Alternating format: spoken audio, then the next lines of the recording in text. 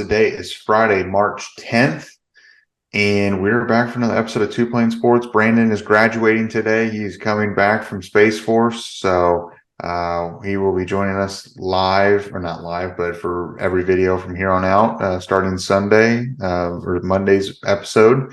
So he will be joining us here shortly. But today's episode, we're going to be talking some football recruiting, mainly football news, and then we're going to just talk a little OU basketball at the very end. Obviously, a very disappointing end to a mediocre and frustrating season when it comes to basketball. So we're gonna touch a little bit on that and just see what we think. I mean, Porter Moser, some people want him gone, some people want to give him some more time, and we'll have to talk about that. So, talking about recruiting, Demarco Murray is that guy. That's what I got to say. 2024 four-star running back Tavani Mazzell, 6 foot, 195-pound kid out of Hyattsville, Maryland. He was originally committed to Georgia since August of 22, and then he took an unofficial this past weekend to Oklahoma. And shortly after that, he decommitted from Georgia, and then he received a crystal ball with a 7 confidence from Parker Thune in favor of Oklahoma. Seems like the visit obviously went really well. Not saying that this is over and done with and we should see a commitment, very soon, but it obviously seems like that things were said. Mazzell really likes Oklahoma. DeMarco Murray really likes Mazzell because Murray has a lot of running backs at his disposal to choose from. And it seems like Oklahoma is prioritizing him. I honestly didn't even truly buy into Oklahoma getting Mazzell. I knew obviously there was a chance he was making a trip out there, but my expectations were pretty low. And here we are. What do you think? Same here. Like what DeMarco Murray's doing for the recruiting at the running back position should be putting him in conversations for offensive coordinator jobs at other programs and even big time programs. As much as it might suck to lose him, like he's developing players extremely well. He's recruiting at a high level against some of the best programs in the country. I know he's lost a couple with like Jason McClellan leaving for Alabama at the last second, for example, but he's also won some with getting Javante Barnes on campus. That was ultimately a battle towards the end between Oklahoma and USC because of Lincoln Riley leaving. Getting Gavin Sawchuk to commit. And then we think about this last class, you got Dalen Smothers and Caleb Hicks. And those guys were both being lured to other big programs as well. Like DeMarco Murray's doing his job and probably at the highest level when you're thinking about recruiting running backs, maybe outside of Alabama, but just because I think the brand at that point is starting to attract the talent that way, as we've seen over the last few cycles. It also points to the fact that we weren't crazy in saying it's a race for these running back spots. And if Mazzell wants it, I know it's like, I agree with you, probably not imminent that a commitment is coming in the next, I would even say couple weeks. It wouldn't be surprised me if he takes a few more visits before he makes that decision. But I believe it was Parker Thune, right, that put in the crystal ball at a 7. I know Parker's usually one of the first to put in his predictions with most players, but rarely does he put them that high. Usually they're in like the 6. Usually they're 6 when it's, a so-so. 7 kind of means like this visit went so well that he's Oklahoma's to lose. At least that's how I'm taking it. And I don't know, it could happen by the end of the month. That's my expectation is Oklahoma gets like 3 or 4 commits by the end of, I guess, by early April, because that's when Hawkins is committing, and I know we'll talk about him a little later, but Mazzell might be the first running back, and after that, you've got other guys that are going to have to race for the next spot. It's going to be interesting how, are they only going to take 2 spots, or only going to take 2 guys, or are they going to take 3? I know that's been something that I've seen fans on Twitter be curious about, and I should do a little bit more digging, but we are going to lose some guys in that running back room, so it wouldn't be crazy to think that 3 guys for that position is a possibility. 3 guys could be, especially depending on the transfer portal and how players play this year, who's going to the league and things like that. And I wasn't totally sold on him, the idea of him truly potentially playing for Oklahoma, but now I would agree. I feel like it's a true possibility. It seems like he's going to visit Tennessee. I think he's going to make the rounds here this spring, take some visits. Obviously, there maybe Oklahoma just more so opened his eyes and really told him he needs to explore all of his options. It almost felt like he might have just committed to Georgia to lock in his spot to the back-to-back national champions. I'm not sure, but the fact that OU got him to decommit after their visit is huge. And can they get him back on campus soon? Can they get him back on campus for the spring game? I'm not sure if they can. I mean, he's from Maryland. Making another trip out to Oklahoma is expensive, unless it's official. But I'd imagine he'll take officials this summer. But maybe he does join the class and start it off strong. I'm not sure, but whoever is the first running back to join this class, the second one won't be too long behind. We've talked about that just because the spots are limited. And talking about running backs, another running back that we've talked about a lot is Jeremy Payne, 2024 four-star running back, 5'10", 170 pounds out of Missouri City, Texas. He's a top 10, top almost 150 player in the class.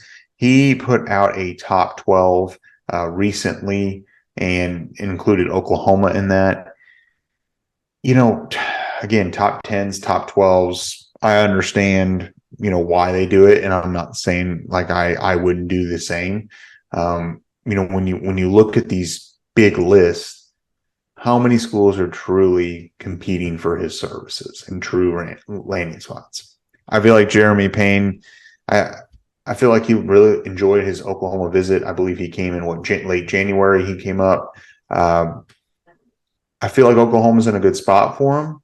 But again, I really think that whoever commits in this running back class, there's not going to really be any downside to any one of these kids. And it's first come, first serve. What do you think? Yeah, it's going to be tough. So I was, when you brought up Jeremy to talk about him, I pulled up the lists of the rankings for just running backs just to see how they stack up against each other. I think the biggest name that Oklahoma's going after right now is Taylor Tatum. Oklahoma's been going after him for a while. It seems like it's going well. I'm not sure when he was on campus last. Can't recall. But I think that's a guy we would all love to see. James Peoples, Brandon's favorite guy. We talked about him a few times already this spring.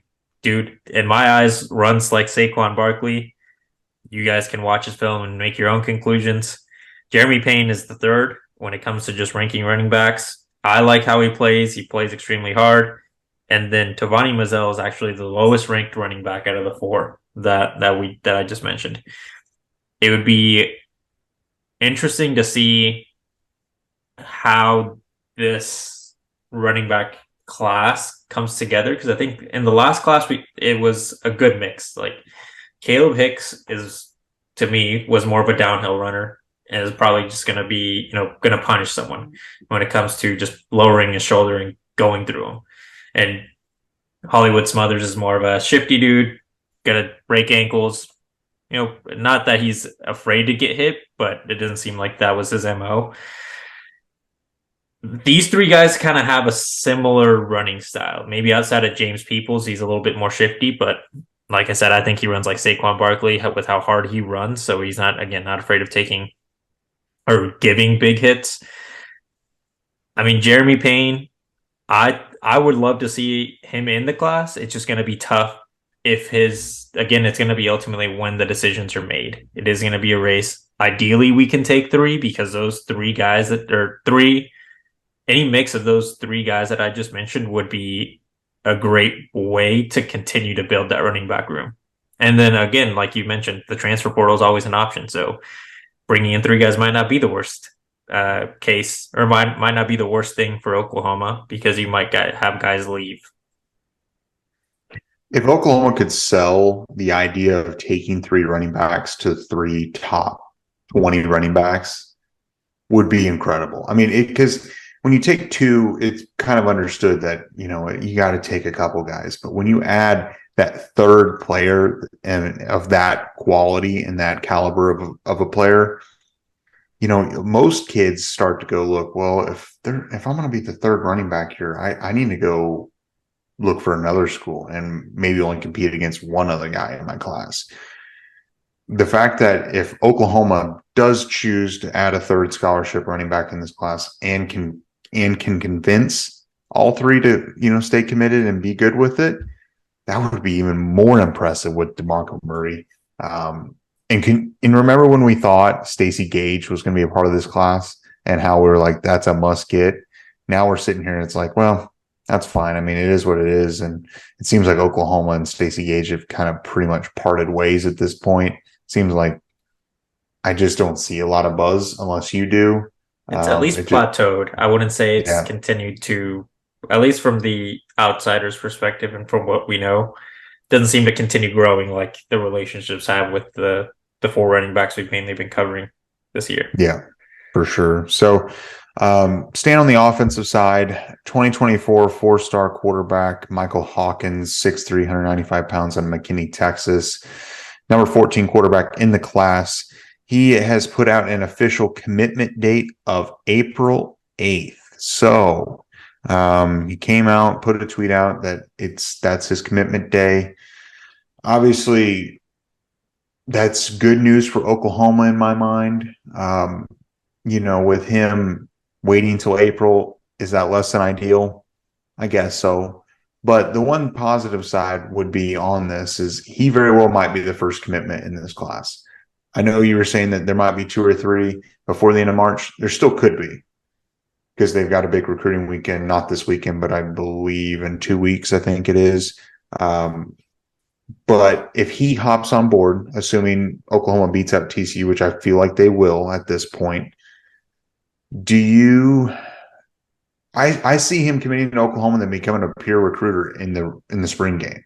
I think that's critical, and I think Oklahoma probably pushed him to say, "Hey, we need you to be committed in this class. We are recruiting heavily for the spring game, and we need you to be that guy." What do you think? He'll definitely be a peer recruiter. And if our assumptions are correct and he's going to be a Sooner, that would help us a ton in the 24 class to start locking in offensive weapons. And in the 25 class to an extent, with one of his friends being 5-star Devon Mitchell, tight end, who recently transferred to Los Alamitos in LA. I mean, as soon as Hawkins tweeted out that he was making his decision on the 8th, Devon Mitchell quote tweeted it. Quote tweeted that tweet asking where it was going to be.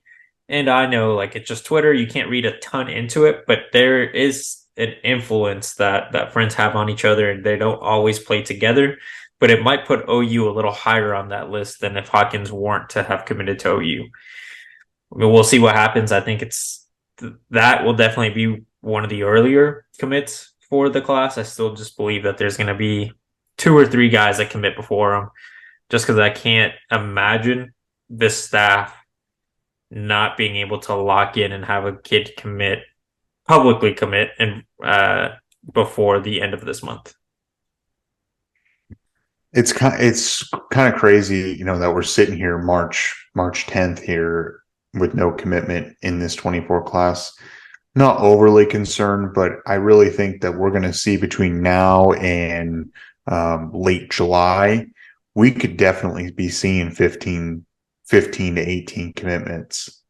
Just the way that once momentum starts, I really think it's going to be a snowball effect, and Oklahoma's going to build this class like this, and then people are going to be like, "Holy cow! I mean, we're already a top 10 class here." I'm not saying that Oklahoma's going to be the number 4 class this year, but they have, or even better, but they have the opportunity to, with the defensive line, and then you've got Michael Hawkins, and then great running backs, and then you could bring in some talented defensive backs.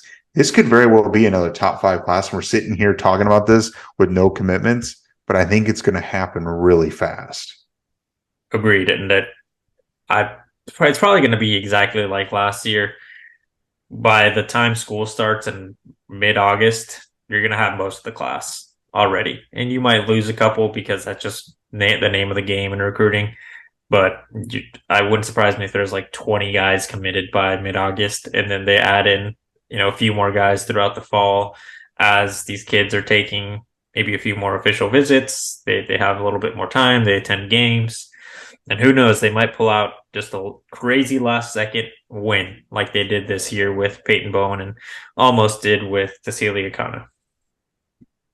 I agree, and I think they're going to win more than they lose this year. That's just where I think the staff is going and where Oklahoma is going. I think they're going to win more than they're going to lose on priority targets. So, good stuff. I feel like after Oklahoma this past weekend hosting both Michael and Malik Hawkins, offering Malik, it seems like the timing of the commitment, it seems like all the buzz is around Oklahoma. I think Oklahoma has taken care of TCU as far as his recruitment goes. But at the end of the day, it's not over, even if he announces and commits to Oklahoma. But I feel like if he does, he's going to naturally become the leader, and it's going to be hard for him to leave. So moving on, talking about a 2025 kid, which is even hard for me to think about that we're going to start talking about 2025 kids because it felt like just a couple years ago we were just talking 2024, and that's way out in the future. But here we are in 25. Oklahoma just offered quarterback Kevin Sperry, 6'1", 200-pound quarterback out of Prosper, Texas. He's currently unranked, but I'd imagine he will be picking up rankings as he competes on 7-on-7s and combines and all those other events. And as soon as he received his offer Thursday evening, Brandon Jerome put in a crystal ball in favor of Oklahoma at a confidence level of 7 almost immediately. Oh, Parker did as well? Both of them did, yep. Okay, so they both come in with crystal balls immediately after an offer. Kevin Sperry, he played as a sophomore at Prosper, Texas. He was Texas District 5 6A Offensive Newcomer of the Year as a sophomore. Last year, he had 126 passes completed, 1,452 yards, 9 touchdowns, and then he ran for 7 more touchdowns and 621 yards. He did have 8 interceptions, so a decent amount of turnovers for his amount of touchdowns he threw. But as a true sophomore, playing at the 6A level in Texas high school football is pretty impressive. And obviously Oklahoma sees something in him and have identified him as the guy for this 25 class. I'm not saying that they won't offer someone else in the 25 class, but if you get the first offer as the quarterback in a class, you got to feel like you're probably the guy. Yes. The fact that there's crystal balls, who knows? We might even see a 2025 commit before we see a 2024 commit, which is weird given the policy of this staff. But let's also put into perspective, this kid just got his driver's license probably not that long ago. So there's a lot of development for him to do. Probably going to grow another inch or two. Going to put on some weight. He has a very Jackson Arnold-esque come up. Jackson got put in pretty early into being in high school, competed. Also, I believe won the Newcomer of the Year when it was his go around. So it's kind of similar. We'll see where Kevin Sperry ends up in his rankings when 2026 comes. Right? No, 2025, early 2025, when those rankings are solidified. But the kid is talented. I'm not going to sit here and say that he's got a ton of developing to do. It's just going to be natural development as he grows up. But as a 16-year-old, he can play. He can sling the ball. If you watch his highlight tape that he posted on his Twitter page, I know it's his highlights, so you're not going to see the worst plays, but some of his best plays are insane. It's running out of the pocket, putting it in the perfect place for the wide receiver to do it. He's throwing the ball as he's getting hit, so he's not afraid to just stand in the pocket and take him when it's necessary. And he runs the ball.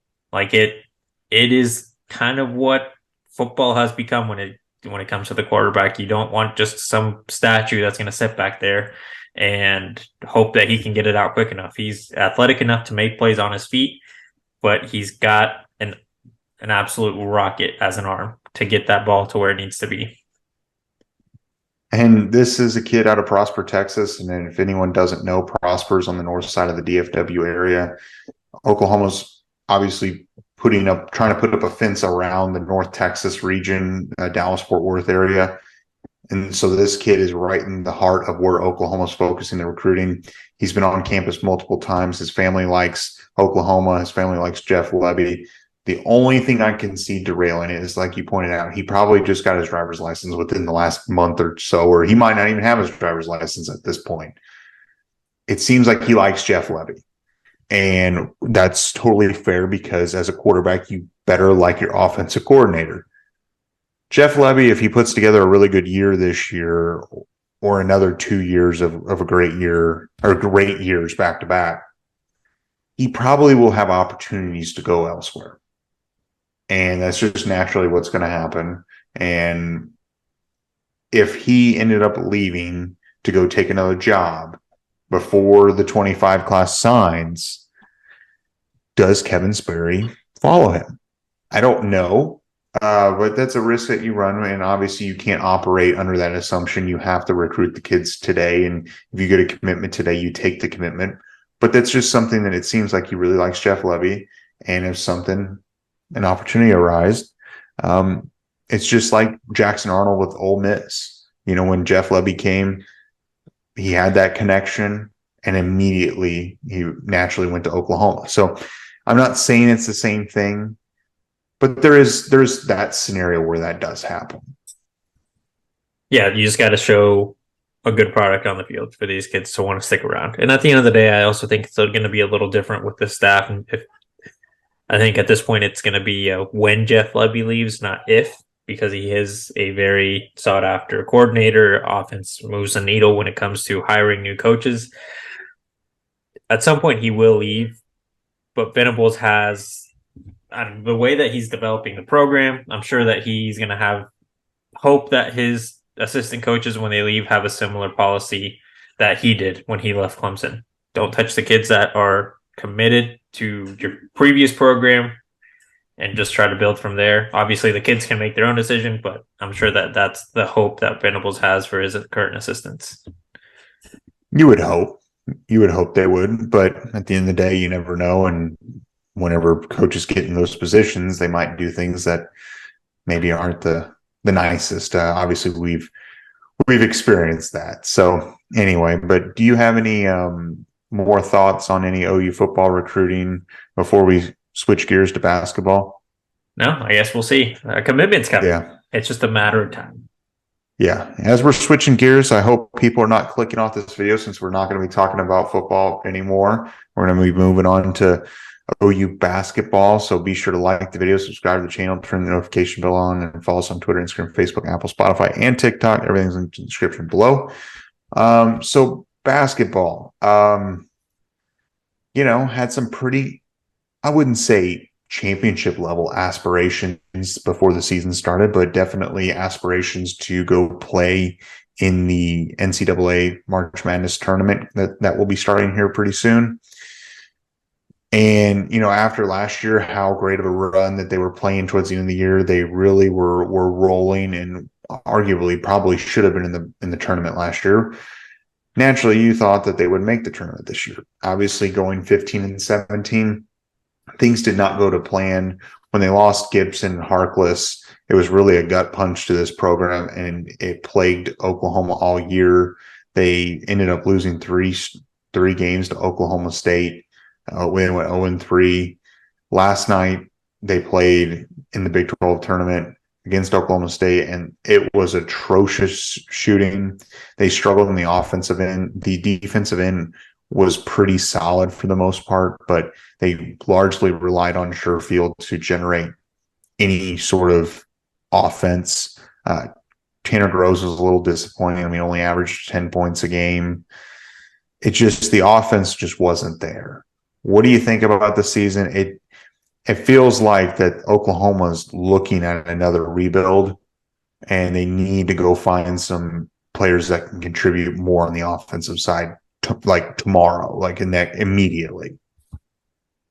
My feelings about this basketball team have not changed since the first moment that we started talking about them.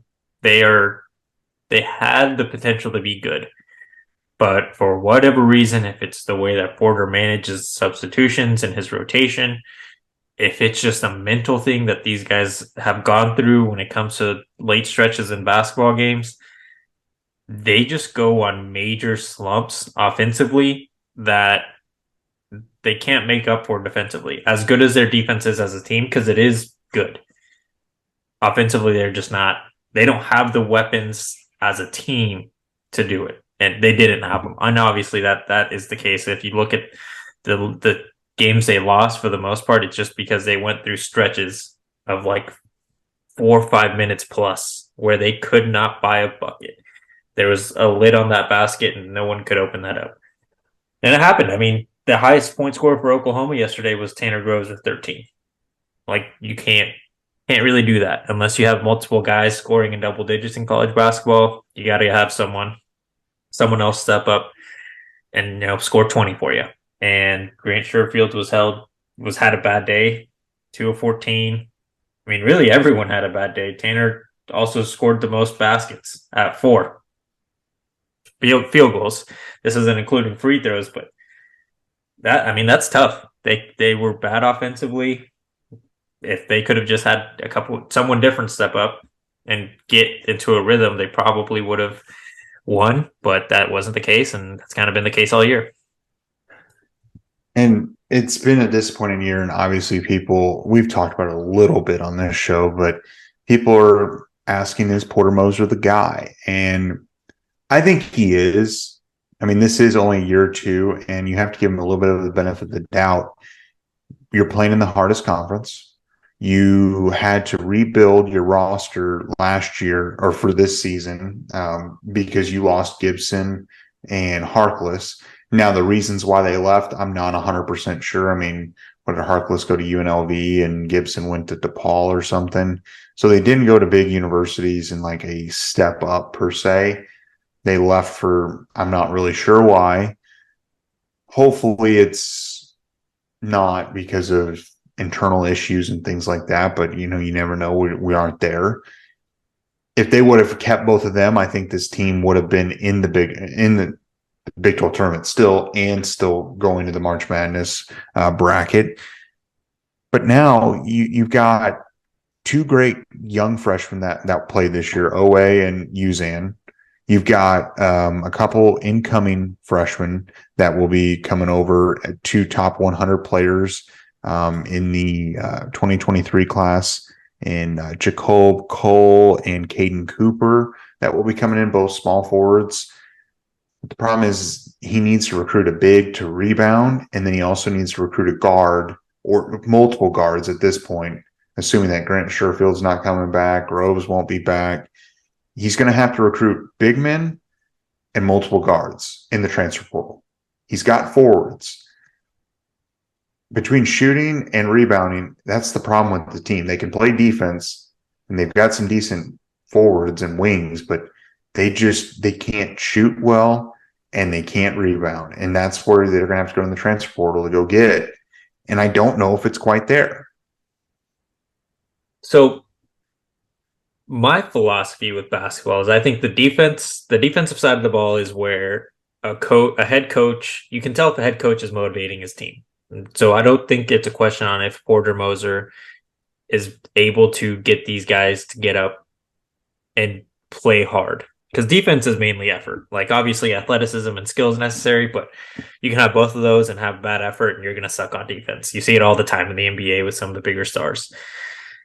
Offense, it might be a thing with assistants. If we remember at the beginning of the season, it might have been even in the summer, when he was hiring some new assistants, there was a situation where an assistant, I wish I could remember, and I don't even want to say anything incorrectly, but there was a lot of mixing with the assistant coaches where there was some uncertainty going into the season. Maybe it's just finding a different assistant coach that can help on the offensive side of the board of the ball, because it's definitely a shooting thing. Like, you have shooters. These guys proved it in high school that they can score buckets. And high school to college ball, I mean, biggest difference is size of opponents that you're playing against. For the most part, everything else is pretty similar. You're not going I mean, effort and skill are probably a little higher as well, but you're playing the same game. Very minimal things change from high school to college. And these guys know how to play it. There's just something that I don't know if they're off rhythm. Maybe the offensive sets aren't to highlight the skills of these guys every time.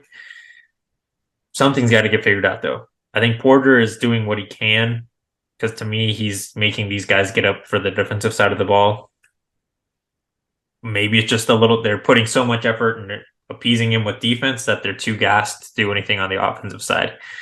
It's hard to tell because you don't know what's going in the locker room, but the offense has been the biggest problem all year. Yeah, and then it makes you wonder who's going to hit the transfer portal this year or after the season now.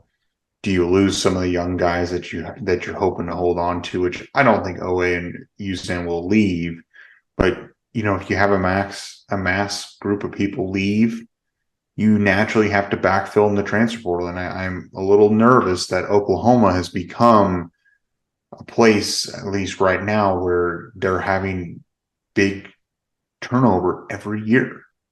You're pulling in guys from smaller colleges, throwing them up for 1 year and throwing them to the wolves and trying to coach them. And then they either graduate or they leave to go elsewhere. Or they come in with 1 year of eligibility and then they're done. And you can't build a culture. You can't do anything. And I guess what Porter's needing, he's needing some time as he's bringing in a couple, 2, 3 recruits in these cycles to build that culture. But in the meantime, you got to win today. And it's a really hard balance. It's a fine line to walk. And I think Oklahoma is seeing the issues of being a basketball program that isn't like their football program. I mean, let's be honest, we're not a blue blood when it comes to basketball. You're playing in the Lloyd Noble Center. You need a better venue. You need more investment. You need to become a great basketball program. You need those cool aspects and those access to things. And I just don't know if we're there yet. Yeah, those are fair points. I think they'll get there. I mean, we're seeing that the school is investing into all athletics, not just football now. So we'll see how it progresses and the venue stuff, like all that stuff is still up in the air. But for now, like he's got to find a killer. I think you find one guy that's just going to say if Trae Young was on this team, for all the criticisms I've had of him since you've known me and Brandon brings him up whenever we talk about basketball, Trae Young was on this team would go pretty far in the college in the tournament. I don't know if they would get like to the Final Four or even the championship, but they would get decently far because he had that in him where he was going to be the guy to make to score the buckets, and everyone else just needed to play defense. That wasn't the team he was on. But if you had Trae Young on this team, it would look like a tough team to beat, no matter who it was. No, that's fair. You got to find that guy who wants to be that guy in that moment and really relish in it. And it takes a special player. Austin Reeves, even. Yeah. Like Reeves on this team would make this team that much better because he wasn't scared of the big moments. No, that's a really good point. So I don't know. I think you got to give Porter at least 1 more year. If things are the same next year at this time, we might be having a little bit of a different conversation. I think 3 years is a fair enough timeline to give most coaches a fair shake. So do you have any final thoughts or in the video challenge? In the video challenge, let's just do what I always do. Let us know what you think about Porter Moser. Do you think that he should get canned? Should he be given that extra year? And if you're not really into basketball, because I guess not everyone isn't, let us know who you're most excited about in the recruits that we just talked about.